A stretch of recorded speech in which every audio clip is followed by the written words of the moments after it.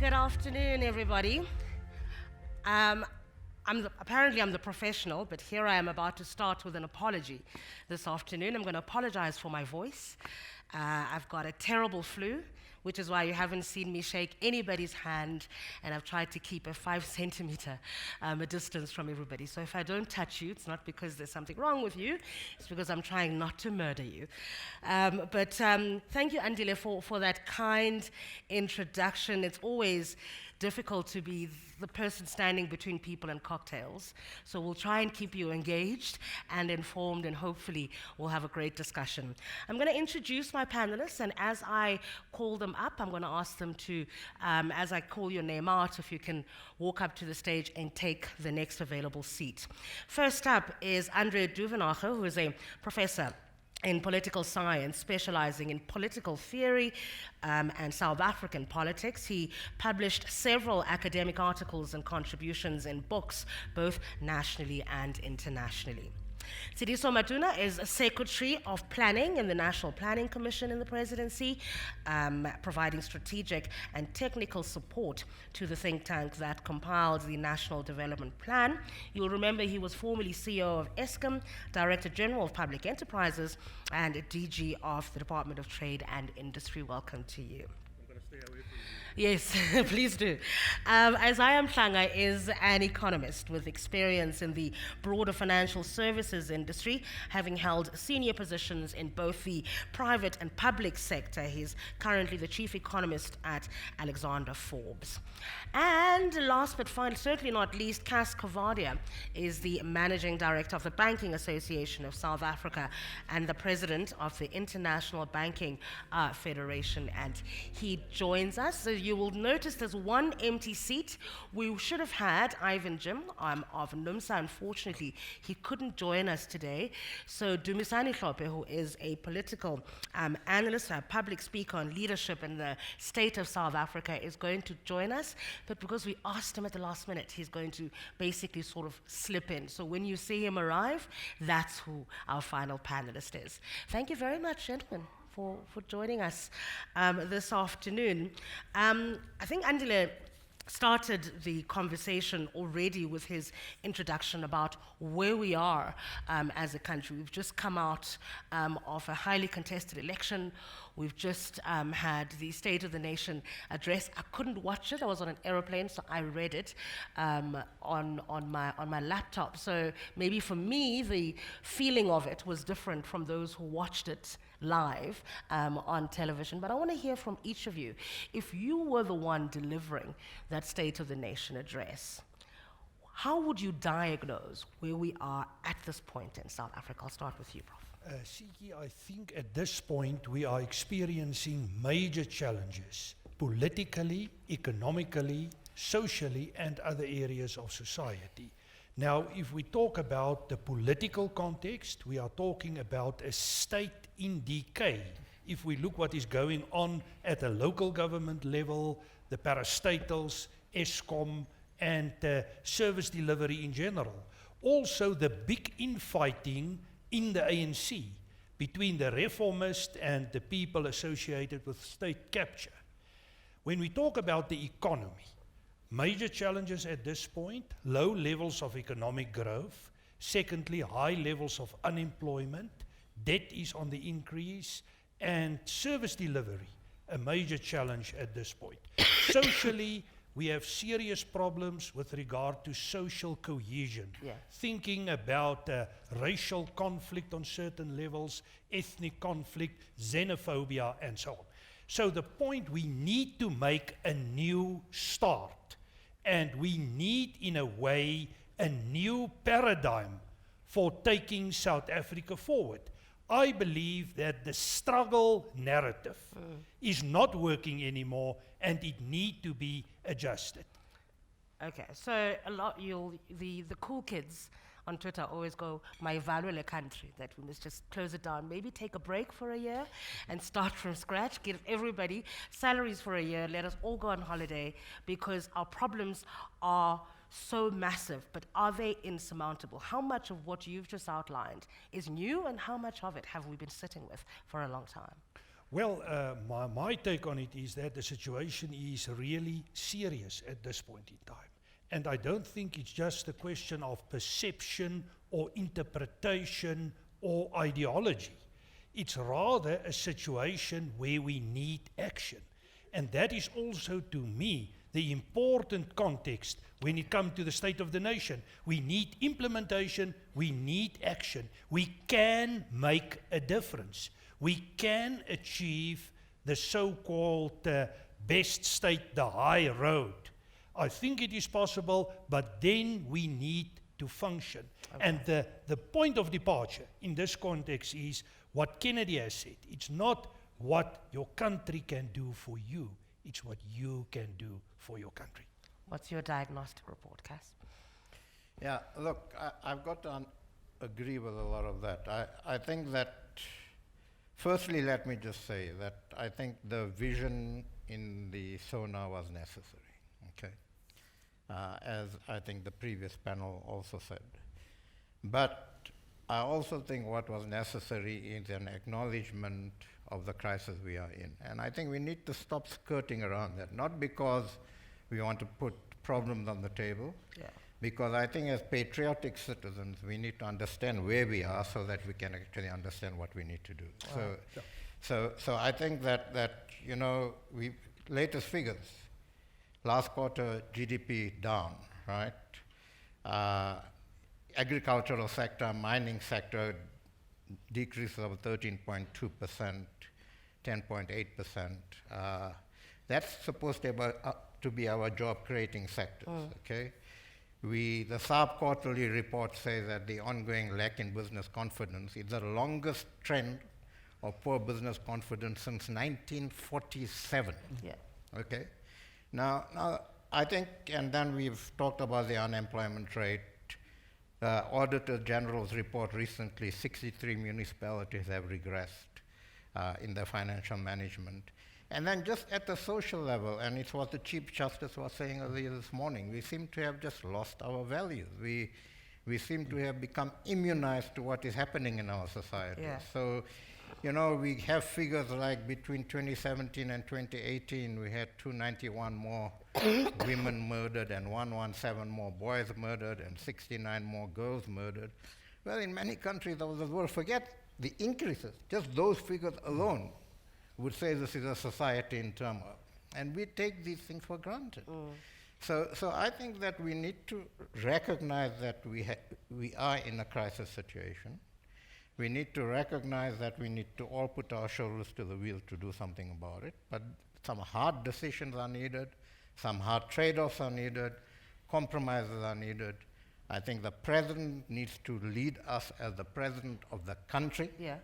And we have full confidence in President Ramaphosa. There's no two ways about that. But that's just But him. he's got What to about rise. everybody It's else? got to be about the economy. Yeah. What about everybody else? I mean, we've been hearing the very same narrative since he ascended to the presidency of the ANC, that finally things are changing. There's a new dawn, Tuma Mina, everybody put your shoulders to the wheel, and yet we still have these numbers that you refer to. We still have this high unemployment rate.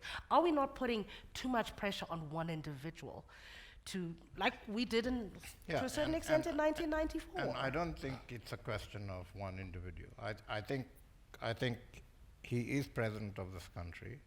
We've been through an election. He has a legitimate vote of the people of this country.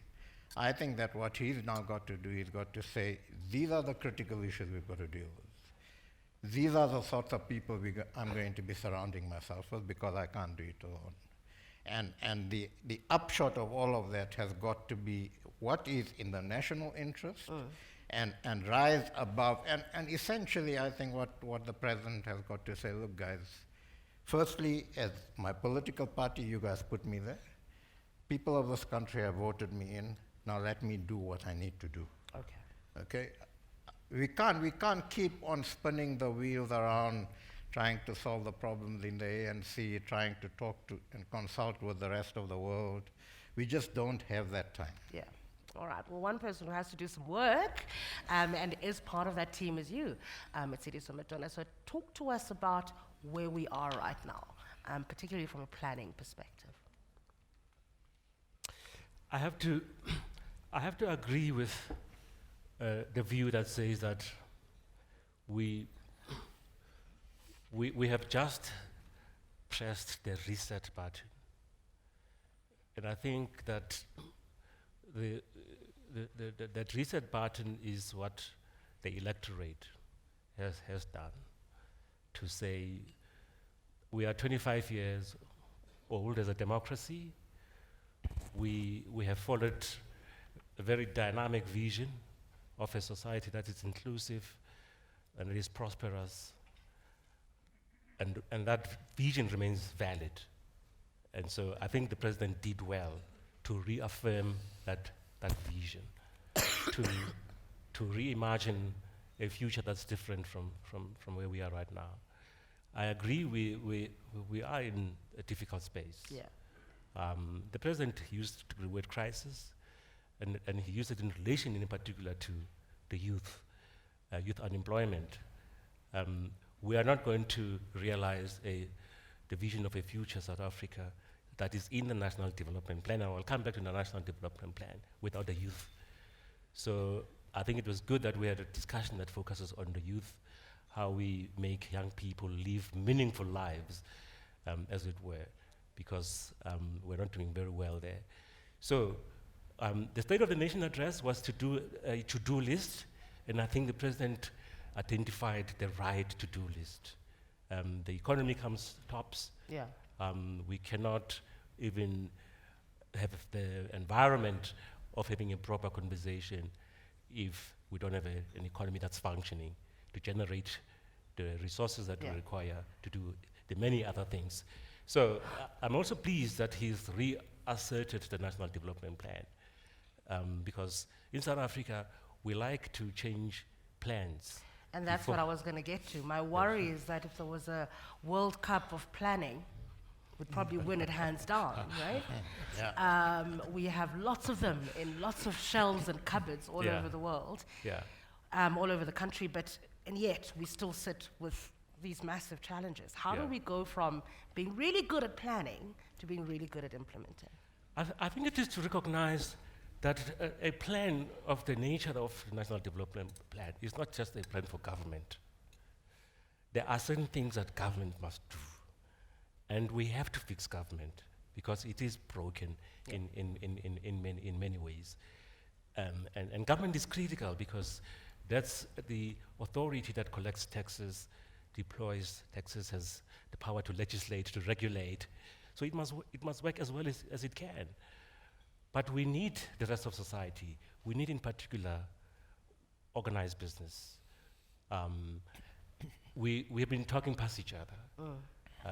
Business looks at government and say, "Yeah, you're not doing things right," and so on. Government, looks at business and say, "Yeah, you're not doing this and that right," in relation to workers and that type of thing. I think this is a moment where we have to come together. In the earlier panel, someone said, "Bring your to-do list." Yeah. I will bring my to-do list, and let's see where our lists converge. So it's about working together, and working together in very practical ways, because a lot of what I hear about working together is just words. Yeah.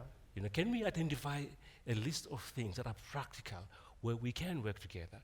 And there are many opportunities, certainly in the skills development space, in the infrastructure space. Yeah. Because government doesn't have the money required for the infrastructure that is going to underpin the growth we're looking for. I think there's scope there for the private sector, which has enormous resources that are available to be deployed for infrastructure. So it's about working together. And as he said, bringing every South African has to have a sense of what is my contribution, however little it is. So that's really what I see as the reset button and where we go to from here. All right. Isaiah, your diagnostic report. Look, I think the objective realities of where we find ourselves as a country are quite obvious. The numbers out of Stats SA in terms of the economic performance, they're quite telling. The unemployment rate, 27.6%, the highest that we have ever had. So there's no doubt about the crisis that we find ourselves in. But just to broadly put it, we suffer from three crises. It's a crisis of politics, it's a crisis of policy, it's a crisis of confidence. Yeah. And until we fix the political crisis that we have, and some may say we don't have because we just emerged out of an election, but the events that happened over the past few weeks in terms of the debate on the South African Reserve Bank Yeah. shows we still have a political crisis. And until we fix that, we are unlikely to fix the confidence and the policy crisis, which is why over the past decade, we have not seen private sector investing in the economy, because typical in an environment where confidence is very low, Yeah. both households and corporates, they hold on to cash. They don't deploy it because they're not certain about the Yeah. returns which they're going to get from their investments. So we just have to be honest with ourselves in terms of diagnosing those crises and making sure that they are addressed. And if they are not addressed, we are unlikely to progress in terms of Do fixing you the issue. think those in the political sphere have an appreciation of the impact that the politics has on everybody else and everything else? Because it seems to me that post the election, everybody just thought, okay, we're all going to get together and sing Kumbaya and things are going to get back to normal. But certainly not when you look at the internal dynamics within some of the political parties. I'm not convinced that there is that appreciation. First, I think, have we put the right people to lead us, the right people with the right skills to lead us? If you look at successful countries, take Singapore, a country that was given as an example. Yeah. The best people in the country are the best people that are placed in government, not in the private sector, in government. Those are the people that can show vision and make sure that those visions are implemented, truthfully so. In Singapore, for instance, how they dealt with corruption is a minister left with a business person. Yeah. They went on a trip which was paid for by the business person. On their return, the minister was fired on the spot. In this country, we don't see that happening. No.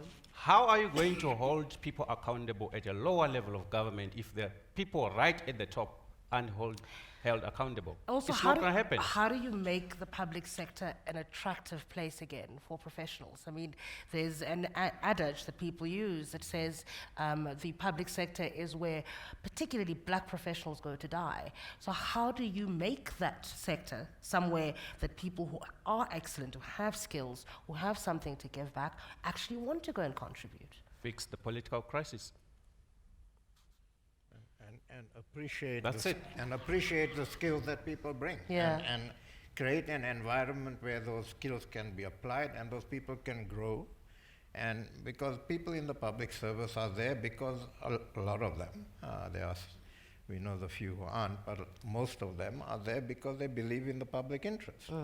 Now create an environment for them to actually grow in there. Don't create an environment where you put pressure on them to be corrupt or to help corruption and to make sure that we have the good people and create an environment for them to actually thrive and deliver on what they need to deliver. All right, Dubisani, welcome.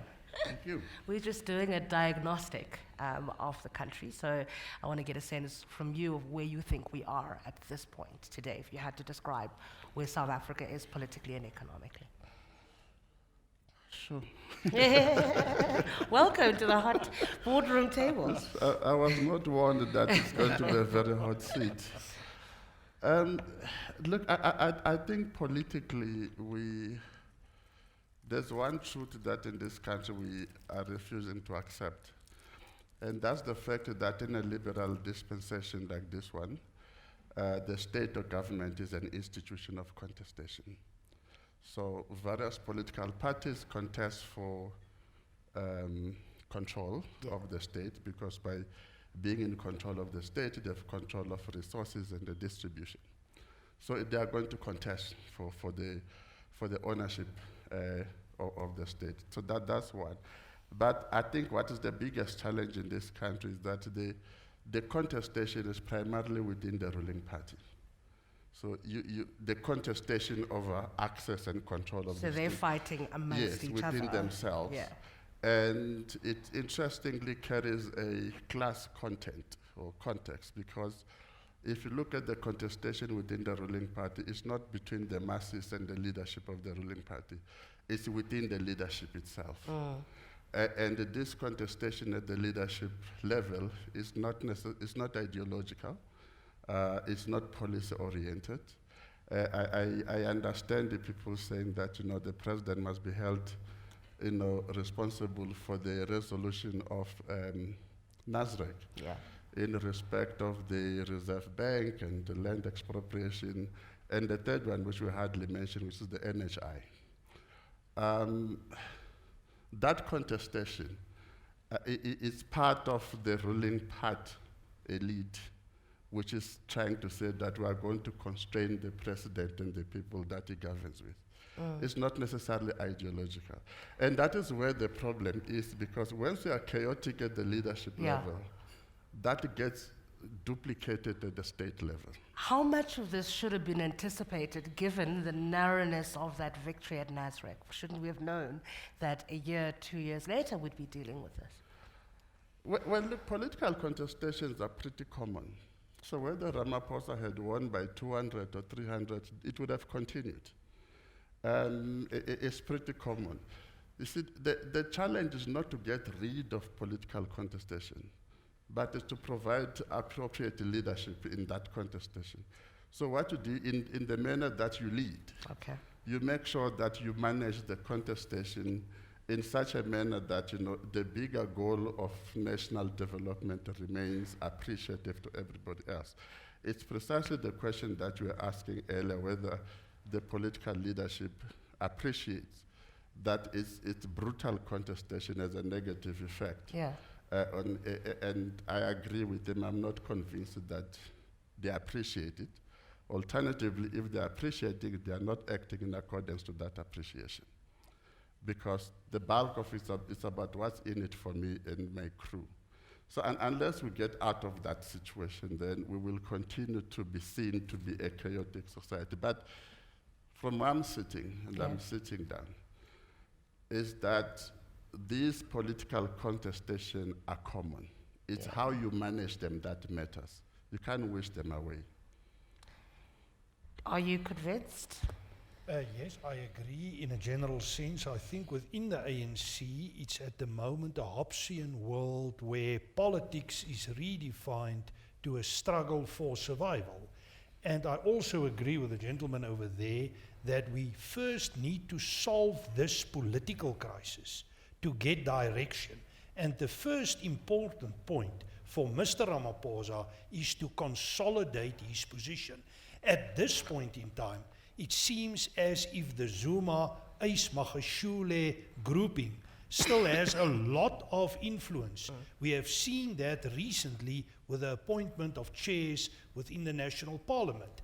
And I am concerned about this, also about the current investigation of the Public Protector with regard to Mr. Ramaphosa. It's not impossible that he can end up in a scenario of impeachment. And where will we be there in such a scenario? So it is problematic. My worry is the world is not going to wait for us. The previous conversation was about the fourth industrial revolution, was about what the future means. You referenced the youth unemployment rate a few minutes ago as well. The world's not going to wait for us to solve our politics. What do we do in the meantime? Question for the table. Well, I think part of the challenge with our analysis is to extricate Cyril Ramaphosa as an isolated guy above everybody in the ANC. That's mistake number one. Mistake number one is this assumption that Cyril Ramaphosa can impose his will and authority on the direction of the ANC. I am not convinced that he can do that, because he himself is a product. He's in that position because a particular grouping within the ANC that sought access to power and control put him in that position. So there's no way that he can be a cowboy, type of a leader, just get there and crack the whip. It's impossible. This is why, for me, it's important to appreciate that our politics are quite similar to many other countries where there's political contestation within the ruling party. I think where we should start to worry, it is when that contestation begins to adversely affect democratic institutions, like this contestation around the office of the public protector. Yeah. If it begins to get to that level, it begins to adversely affect, a judicial institution, then we should worry drastically. But as long as it remains there and it is managed, it's quite a common practice in political organizations. Let me get a response from everybody else, and then in a moment I'm going to take some questions from the floor, and then we'll continue the conversation. Can I Cass, and then just- I'll come to you. Firstly, Siki, I agree with you. The world is not going to wait for us. We are a little dot on the southern tip of the world. Quite honestly, nobody cares about us. And That's not nice. no, it's not nice, but I'm taking instruction from the Chief Justice. We're going to annoy people, but annoy people for the right reasons. So I think that I agree with Dumisani that on his analysis of the politics, and that the president can't be seen on his own. He's part of a machinery and so on. But for the last 10 years, we've tried to manage the politics in this country, and the economy has, as a result of that, gone to the precipice. Yeah. We can't do that anymore. Now, Dumisani also said that contestation is all over. What you need is leadership. And I think that's what we need. And it's not just in government, it's not just the president. I think that the key stakeholders, business, labor, government, need to sit around a table and talk not about 30 things, but talk about 4 things that are critical, and talk about where the trade-offs are going to be, because we're all going to have to make trade-offs, we're all going to have to make compromises. Agree on those, and then those must then be implemented. And I think that where, in my humble view, the president needs to show that sort of leadership is to say, yes, I'm part of the machinery, the ANC is my organization, but the electorate has given me the mandate to look at the national interest. And in the national interest, this is what we These are need the to do. things we And need I to think get we done. all need to support him in doing that. And I think it's those sorts of discussions, and that then lead. We've been talking about compacts. You can't just come together and form a compact. But those sorts of discussions, those sorts of trade-offs, some implementation around that then begins to form a compact that can then take us forward. All right. I couldn't agree anymore, and I do want us to shift the focus on where the president does have leverage. Yeah. He is the CEO of the country. He's the mayor of the government. He has appointed a team, and he has said he will hold that team to account Yeah. and to delivery. I think that's where we should be focusing. I don't think it's going to help us to second guess background politics of the ANC, which are concerning, absolutely. But we could be in a worse position politically. Our politics function. We have a democracy, which is a robust democracy. We don't have the kind of political instability that makes it difficult for us to move forward. So let's look at those spaces that are available for us to do meaningful things. And so for me, it is in the state Yeah. where the president has full control, and as Kasa said, he's been given a mandate. Parliament elected him, and he has last week went to communicate what his agenda is. Yeah. We must just get down to doing those things. By the way, even within the ANC, even within the factions that are within the ANC, everybody recognizes that we cannot allow things to get worse than That we we are in already trouble, are. We yeah. have reached the edge of the precipice. We don't want to go down there.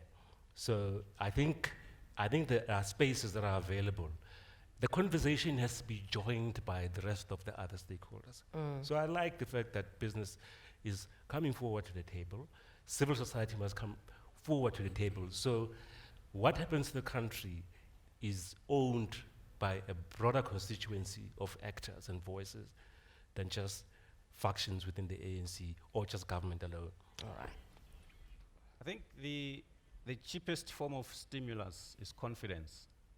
Larry Summers said that.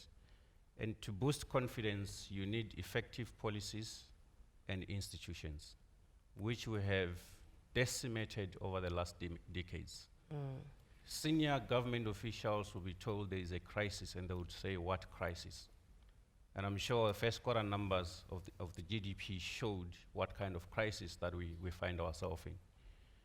So effective policies and institutions is really one of the 4 elements of a growth strategy. The second one is you need proper, efficient, and inclusive infrastructure. The emphasis of inclusive, I'm putting it in this sense. We built the Gautrain that is very exclusive for a few people that need efficient transport to get from point A to point B. But you still go to Mamelodi, it takes you hours. Yeah. You go to Mabopane, it takes you hours. You go to Soweto, it takes you hours. The president was stuck for 4 hours. Yeah. And we And talk about productivity. no? Exactly. You need an efficient and reliable energy. We know that.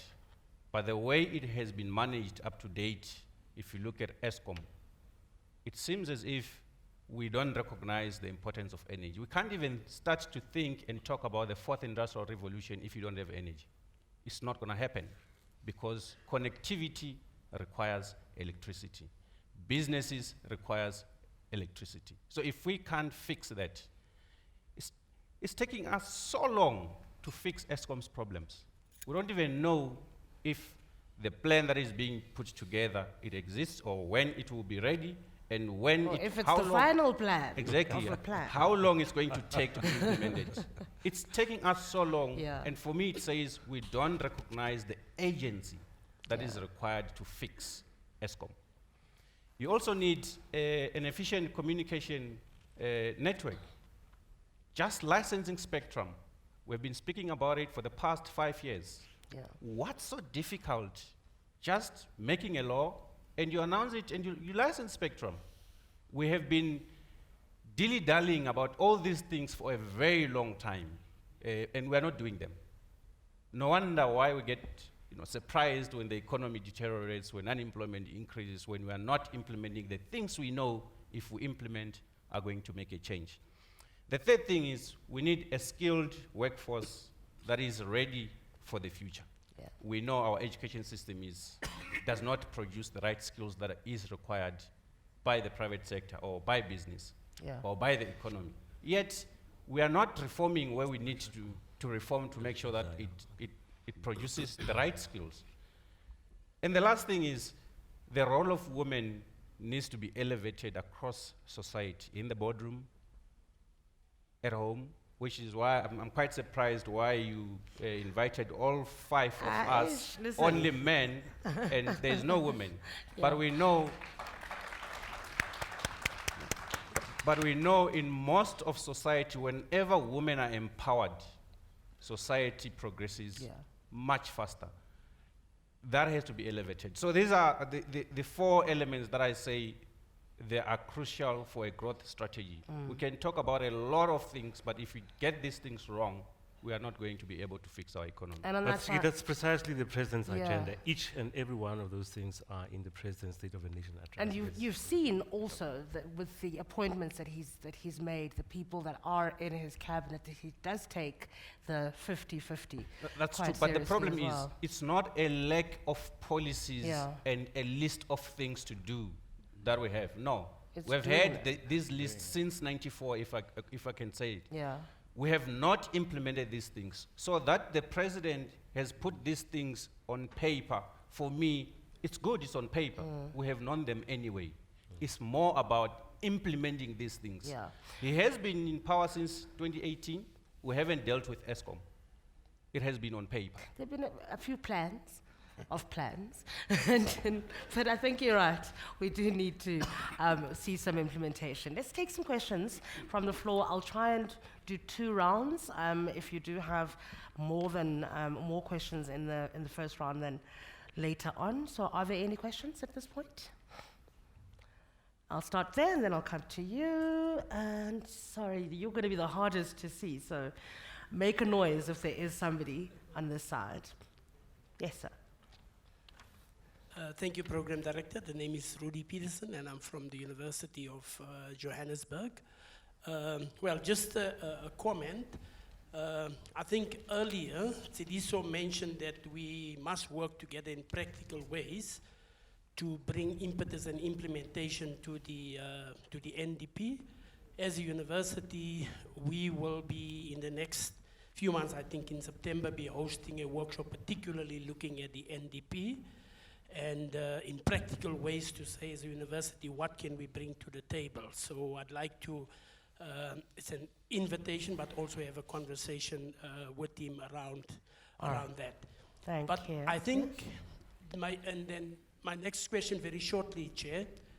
I think as a nation, you had rightfully said if we had a World Cup of planning, South Africa would win that hands down. So I think we're talking about planning and we've been talking about planning. I'm glad that the NDP has not changed, Ms. Matona Tsidiso. We are still on the NDP, there's not another plan. So it's how we bring impetus and implement that plan. Okay. But the question for all the panel members, and perhaps particularly for Dumisani, we haven't spoken about opposition politics. Now the big challenge for me is all the energies that we are talking about to implement get stifled when we watch Parliament there. I mean, when the President spoke and you heard the opposition party speak, it was a complete disconnect. The President is dreaming. Now, of course, we can argue for or against. The President needs to, we need to dream. So I just want to check, well, firstly a question for Tsidiso. Is there a need for a forum where the President hosts opposition parties outside of Parliament, where we can deal with certain issues, not to see the disruption in Parliament that we sometimes see? All right, and your question for Dumisani? I do need to And then for Dumisani, is there, how do we deal with the issue of opposition politics so that all the energies that we have is not seen in Parliament in the way that we see it? Because I can tell you now, we will see some of them, given the opposition parties. All right, thank you very much. There was a hand here. If you could put it back up. Oh, here we go, in the front, in the front. Afternoon to the panel. My question is to Dumisani.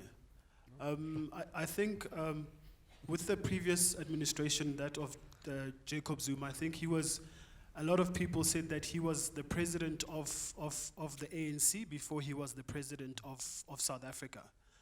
And when the current president came in last year, February, the notion was things are going to change. He's going to be the president of the country first and then the president of the ANC.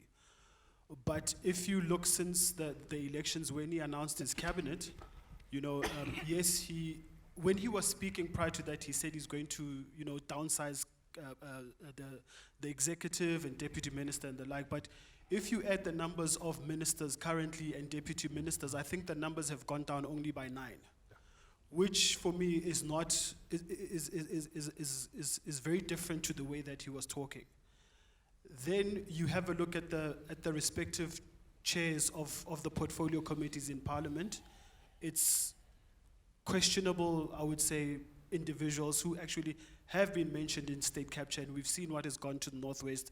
So then for me, in my eyes, where I'm sitting, it's okay, hang on, here we go again.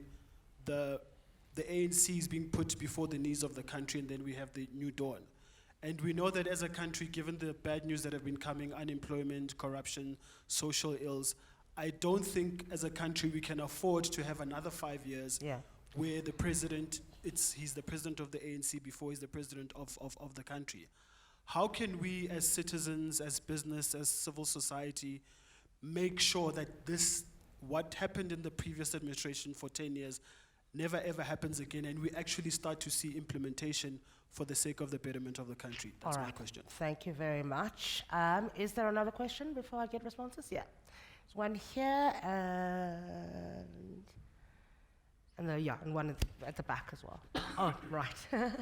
Let's take that one, and then I'll take yours. And who's got the microphone? I can't see in these. Okay, there we go. I'll start with her, and then I'll come to you. Good afternoon. My name is Mashudu. Just a question for Isaiah. I want to find out what is your take on the demand and supply state of our country. Do you think that it's being met or not? And then the other question will be regarding the investment conference that we had, that the president hosted. Do you think the funds will be used for the intended purpose? Okay, thank you. I'll take that question, and then if you could give the microphone to that gentleman. Yeah. Good afternoon, Tabisem Poshoko, LFP. My question is for all the panelists.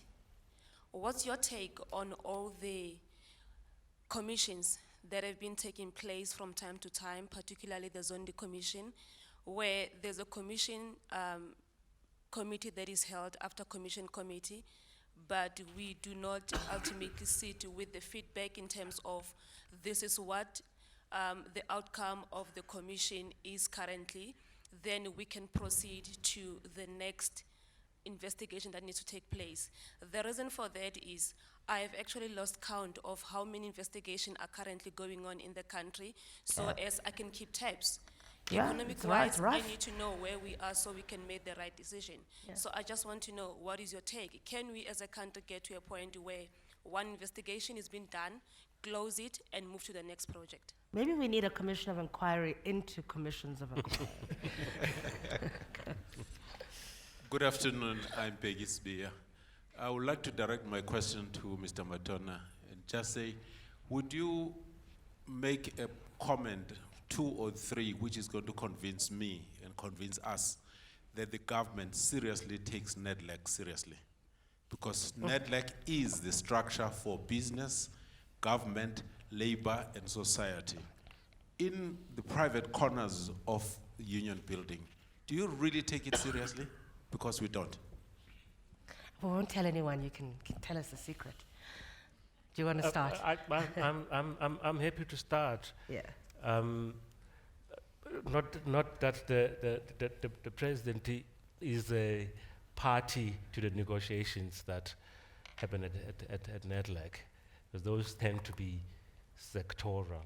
But we have a great interest in NEDLAC fulfilling its mandate as the vehicle for social dialogue and social compacting.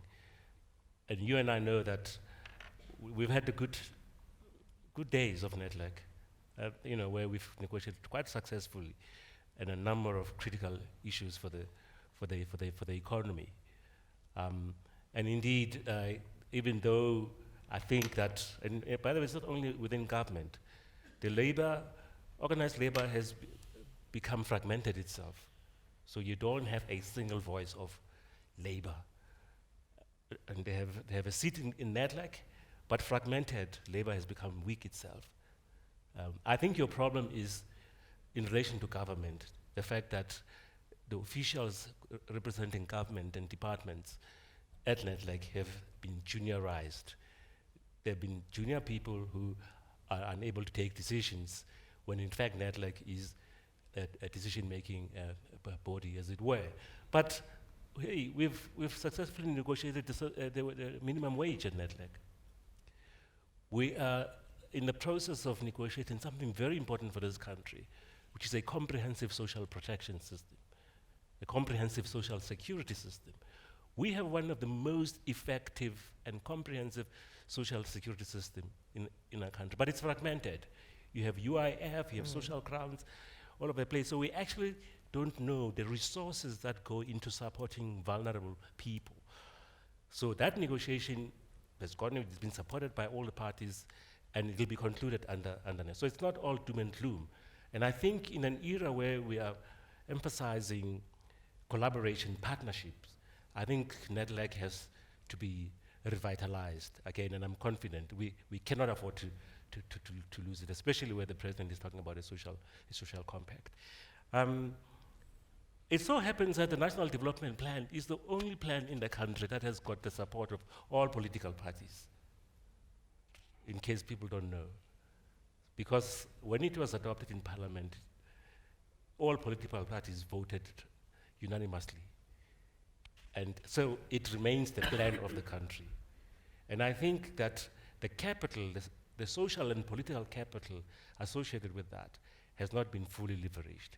So because they all endorsed NDP, we must ask each political party, what is it that they are doing in their own space, in their own competence to advance their plan? Because in the debate, it looks like it's all up to the ANC to deliver on these things. All the other political parties don't have to work towards forging the kind of consensus and unity of purpose that we require to succeed as a country. All right. Isaiah? I think South Africa does not have a demand problem. We have a supply problem. So from society, there's demand for skills. We know in business, there's demand for skills as well. But it is in the supply of those skills where we fail as a country.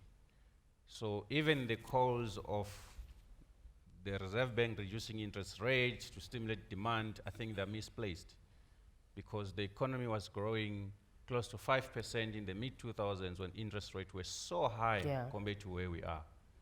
So if we fix the productive side of the economy, the demand will take care of itself. On the investment conference, the question from Mashuru on whether funds are going to be used for the intended purposes, I think the investment conference's purpose was really to try and attract investment from the private sector, not led by government. As we know, the fiscus is quite constrained. We have more than doubled our debt to GDP ratio since over the past 10 years. Government is not in a position to invest in the economy. We just need to agree and we move on to the next. Who can invest? The private sector. There are funds that are there. We don't have a shortage of capital. It's the environment that makes it difficult for the private sector to invest. It comes back to confidence. Comes back to confidence and the policy environment. Okay. So yes, they will be used for the intended purposes, because when the private sector invests, they would have to see the actual projects and how those projects are going to be managed before they can deploy capital. All right. Dumisani? So what happens when you speak last? You end up with all the questions. I've just checked the time. It's almost finished. I'm glad. Let me start with the question on the commissions. Just to put it simply, the more commissions you have, that's a symptom of a failure of governance. That's basic thing. That it's a failure of governance, and then secondly, it's a failure on the part of law enforcement institutions. Because what you should do when people break governance rules, you investigate to arrest and prosecute them. You don't take them to the commission. So the more commissions you have, it's a failure of governance. But the worst part, you're actually setting a very bad precedence, because it means that people can undermine governance processes and systems, and then they will have to appear in a commission rather than facing law. So it's bad. That's a very bad precedent. In any event, it also means any political regime that comes into play can also institute commissions of inquiry against people it doesn't like. So it sets a very bad precedence for democracy. The second question was on whether President Ramaphosa is putting the country first or the ANC first, or whether he's doing what Gedli Hlegisa did. Look, this is why, for me, I was saying earlier on that you don't isolate the analysis around the leadership of President Ramaphosa. You must locate it within within the politics of the ANC, because at the end of the day, the hardcore power that exists in this country is from the grassroots members of the ANC. We can say as much as we want, but at the end of the day, if AC Magashule decides to mobilize the membership of the branch membership of the ANC against the sitting president, chances are the president might go. We need to understand where the real power, and that's where the real power lies. You see, if real power didn't lie within the ANC, President Zuma would have never been the president of this country. And anyone who becomes a president on that ticket of the ANC will have to play the power games within the organization and they publicly come up and probably say something different. The last one in terms The of opposition. the opposition, yes. You know, the problem of this country is that our multipartyism has numbers but not the substance. There's practically no economic difference between the DA and the ANC. Yeah. And the one is the ruling party and the other is the opposition. Yeah. If you check their policies, they are basically the same. So when you go to vote, you are not given what multipartyism was established for, to choose between ideologies and strategies and policy and all of that, because the thinking is the same. And if you look into the EFF is increasingly becoming an interest group within the ANC politics. So it will push the ANC on the land expropriation and all of that. Yeah. And that's where the challenge is. So I've never heard it quite put that way before. so from where I'm sitting, I think the future of this country possibly lies at two levels. One is increased activism by social movements. Now, those are your typical grassroots movements that are dedicated to specific issues, electricity, water, and sanitation, and all of that. And then everybody else should possibly join and understand how the likes of the AfriForum operate. They are very good at lobbying and advocacy, and they go to court and they use the democratic institutions and systems.